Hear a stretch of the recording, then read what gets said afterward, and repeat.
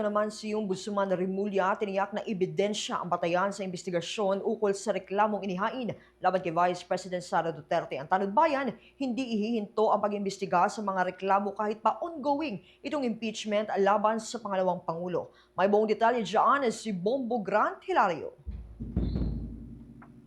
Office of the Ombudsman na makatitiyak umano ang publiko na hindi maiimpluwensyahan ng politika ang kanilang paghawak sa mga reklamong isinampa laban kay Vice President Sara Duterte. Sa naging pagtatanong ng Bombo Radyo kay Ombudsman Jesus Crispin Boying Rimulya, kanyang sinabi na ang batayan ng opisina ay sa ebidensya lamang. Ang Tanod Bayan anyay hindi maaaring gumawa ng aksyon o manghusga ng isang inaakusahan nang walang pinanghahawakang matibay na ebidensya. Ito rin daw ang basehan sa Kamara, partikular sa pagdinig ng House Justice Committee sa impeachment kontra sa ikalawang Pangulo ng bansa. Kanyang binigyan din na bagamat itinuturing bilang political process ang isang impeachment proceedings, nakabase rin naman raw ito sa ebidensya. Kung kaya't bilang sagot sa katanungan ng Bombo Radyo kung mababahiran ba ng politika ang investigasyon sa Ombudsman, aniyay ebidensya ang kanilang tinitingnan.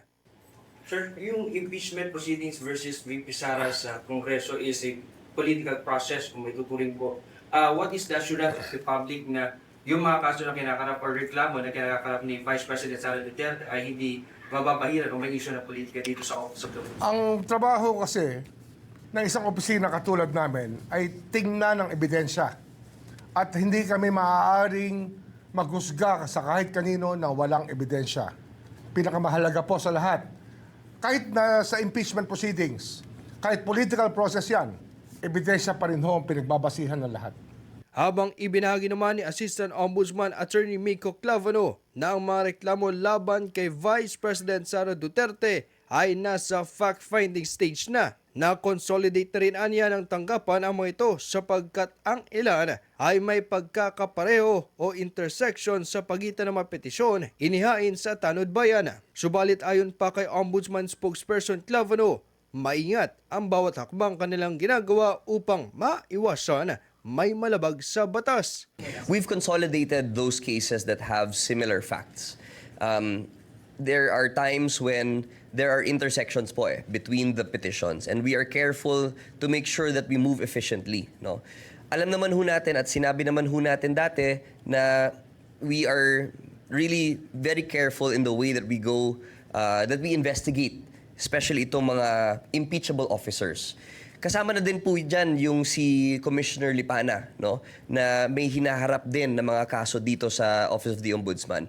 We are very careful to make sure that we do not step on any unconstitutional grounds. Dagdag ni Assistant Ombudsman Clavano na kanilang hindi isinasantabi ang pagkukonsidera sa kasalukuyang sitwasyon ng impeachment kontra sa Vice Presidente. Bagamat tuloy-tuloy ang investigasyon ng Tanod Bayan, aniyay tinitignan ng tanggapan kung anong mas maiging gawin sakaling umabot na sa Senado ang impeachment.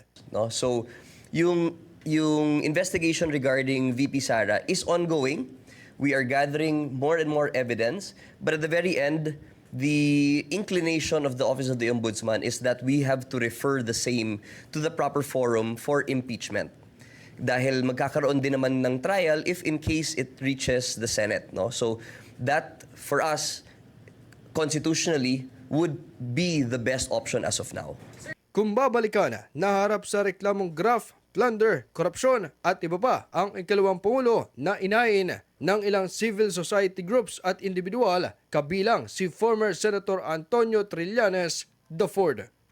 Para sa Bombo Network News, ito si Bombo Grant Hilario and this is Bombo Radio Philippines, the #1 and most trusted source of news and information. Basta Radio Bombo! For the most trusted source of news and information, visit our website at www.bomboradio.com. Follow us on Bombo Radio mobile app, Facebook, YouTube, TikTok, and X, formerly Twitter. Like, share, and stay connected. Anytime, anywhere.